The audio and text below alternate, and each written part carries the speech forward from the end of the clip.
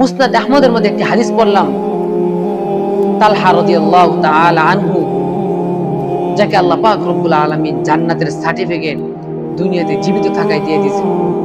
তিনি আল্লাহর হাবিব সাল্লাল্লাহু আলাইহি ওয়াসাল্লামের পিছনে প্রতিদিন ফজরের নামাজ আদায় করতেন। তিনি ফজরের নামাজ আদায় করার পর তিনি সঙ্গে সঙ্গে বাসায় চলে যেতেন।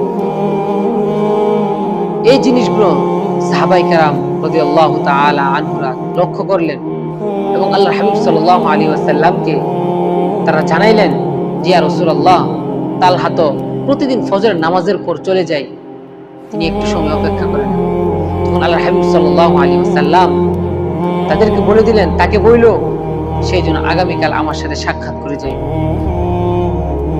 তখন তালহা রাদিয়াল্লাহু তাআলা আনহু তিনি পরের দিন আল্লাহর হাবিব সাল্লাল্লাহু আলাইহি ওয়াসাল্লামের সাথে সাক্ষাৎ করলেন ফজর নামাজের পর।